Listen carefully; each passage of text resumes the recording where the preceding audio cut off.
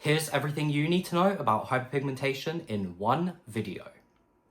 So generally there's two types of hyperpigmentation. One of them isn't really hyperpigmentation, but the two types are post-inflammatory hyperpigmentation and post-inflammatory erythema. In this video, I'm going to be talking about post-inflammatory hyperpigmentation. I will probably make another video on post-inflammatory erythema. So what is post-inflammatory hyperpigmentation? So typically it's brown or black dark spots caused by an overproduction of melanin. Some examples include post-acne brown spots, freckles, birthmarks, and sunspots. But what exactly is melanin? So simply put, it's the pigment that gives colour to your hair, skin, and eyes. In cases of post-inflammatory hyperpigmentation, which I'll now refer to as PIH, darker skin tones are more susceptible to it as they have more active melanocytes in their skin. These are the cells that produce melanin. So what causes PIH? It's typically triggered by an inflammatory response that initiates the production of melanin. Examples include acne, aging, pregnancy, which can cause melasma, sun exposure, and of course, hormones. Okay, so now what you all want to know. How do you treat PIH? So typically treatments work by inhibiting melanin production. Another key enzyme that I think everyone should know about is tyrosinase.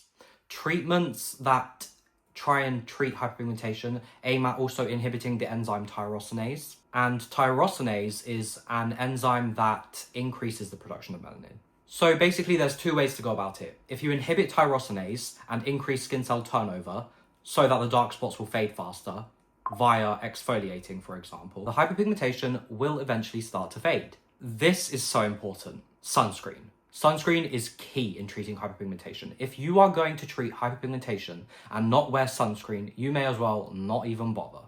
As you know, melanin causes hyperpigmentation. The sun alone increases the production of melanin.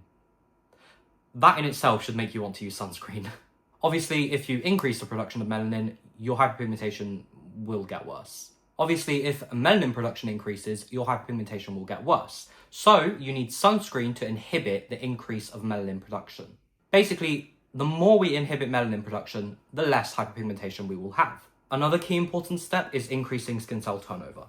The faster your skin cells renew and shed off old, dead, hyperpigmented skin, the faster your hyperpigmentation will fade. So here are some product recommendations that are evidence-based and clinically proven to reduce hyperpigmentation.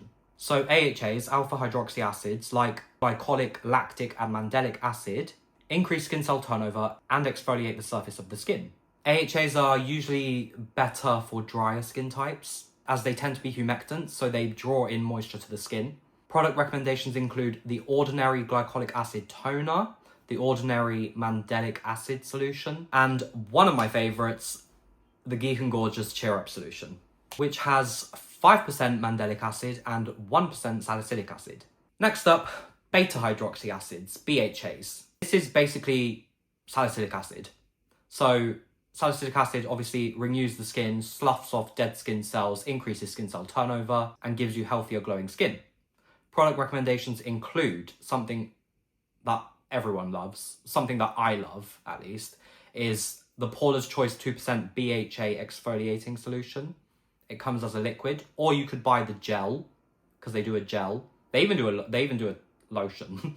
But yeah, the liquid toning solution is the most popular one that they have, and it works really well, so highly recommended. A next product recommendation would be the Ordinary's 2% BHA salicylic acid solution. It comes in a dropper form. Other over-the-counter products / ingredients include arbutin or alpha-arbutin, which inhibits the production of tyrosinase. It's a potent tyrosinase inhibitor, may I add, so it's very strong. It converts into hydroquinone in the skin, which I'll talk about later under prescription products. Hydroquinone is the gold standard, but yeah, I'll talk about that later. In addition, arbutin is considered a safer alternative to hydroquinone. If you're into safer skincare products, maybe consider arbutin. I say safer because hydroquinone is still safe. It's a prescription product and it's licensed and medically, clinically proven to be effective and safe in dermatological conditions. Arbutin is safer in the sense that it has less risk of irritation and it's more of a natural product. So if you're all about natural, safer skincare products, you can try and give arbutin a go. A product that I recommend and I tend to go for is the Ordinary's Alpha Arbutin Serum. Again, it comes in droppers, pretty much like all of Ordinary's formulas. The next ingredient is azelaic acid. This is a holy grail ingredient. I absolutely adore this ingredient. It's good for rosacea, acne, hyperpigmentation, fungal acne, which is known as malassezia folliculitis. I have talked about azelaic acid in a separate video on my TikTok profile, so I highly recommend you go check that out, but I will probably be making another video on it on YouTube too, a longer form video, that is. Again, it's a powerful tyrosinase inhibitor, which obviously reduces the production of melanin, as you should know by now. Not only does it exfoliate, but it's anti-inflammatory, antibacterial, and anti-keratinizing. The antibacterial properties of azelaic acid are obviously amazing in the treatment of acne as well. If you prevent the acne spots in the first place, you can obviously prevent getting hyperpigmentation alone. Next up, niacinamide, vitamin B3. Also a key potent tyrosinase inhibitor. It lightens the skin and decreases the production of melanin. Other over-the-counter ingredients that may be effective but aren't exactly as studied per se include kojic acid, licorice root extract, and N-acetylglucosamine. NAG, or N-acetylglucosamine, is, I would say, quite a relatively new ingredient. It's got a bit of evidence to it. Definitely not as much as other ingredients that I've mentioned, but it can be quite effective. A product that I really love is the Ordinary's Saccharomyces ferment, which has NAG in it, NAG. It comes in a milky toner, and I think it really just smooths out the skin and makes you look bright and beautiful. Another product from The Ordinary is the Aloe plus NAG solution. That's also quite beneficial. Next up, we have tranexamic acid, also known as TXA. This one is amazing at treating hyperpigmentation. It also treats melasma.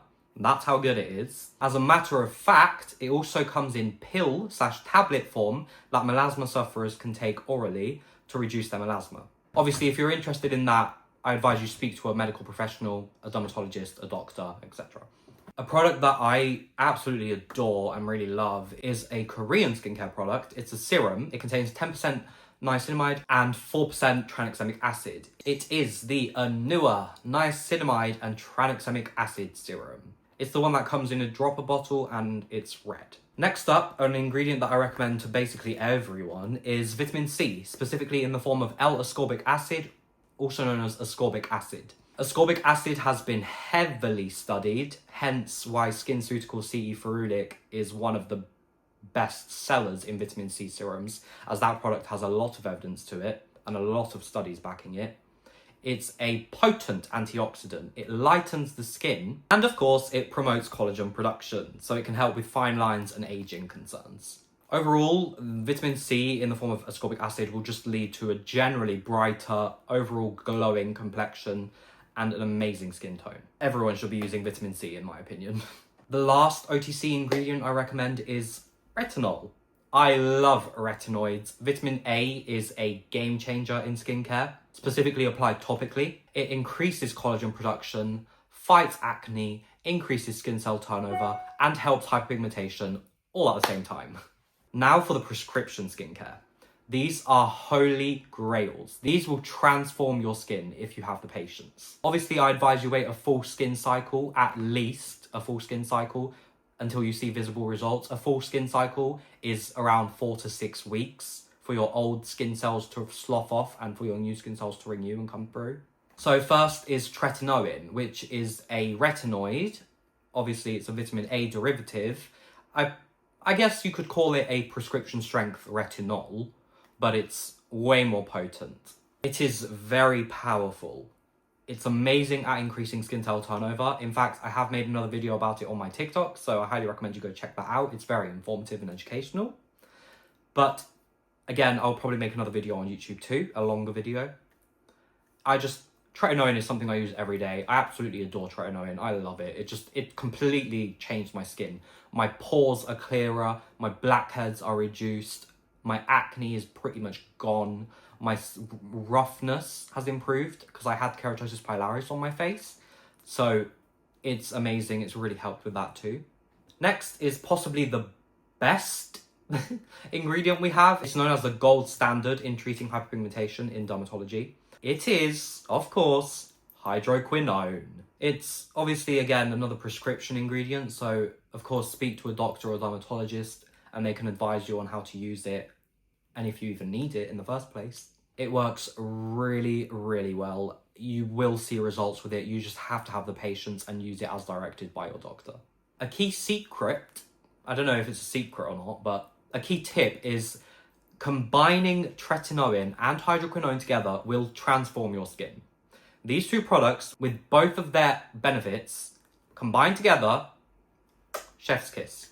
A skincare provider that does actually combine these two ingredients in one product is Dermatica. I have used Dermatica so much in the past. I absolutely love them.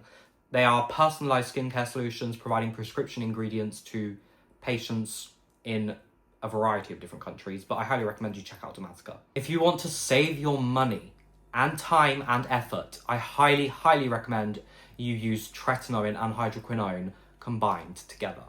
Or if you cannot do that, you can use them separately. Of course, follow the directions of your doctor, as these two ingredients together can be quite irritating at the beginning especially, but once you adjust and tolerate, you will adore it. Those two ingredients, tretinoin and hydroquinone, will probably give you the best results. So that's all I have for today's video. If you enjoyed, please give me a like, and if you want to check out more of my content, subscribe. I will be posting more videos soon. And feel free to follow my TikTok. I've got plenty of videos on there. In my opinion, they are quite educational and informative. So if you are into all things skincare, feel free to check it out. I also just created a Discord server. So if you're interested in a skincare community, feel free to check that out too. I've got my link in my bio or in the description. Thanks for watching. Bye.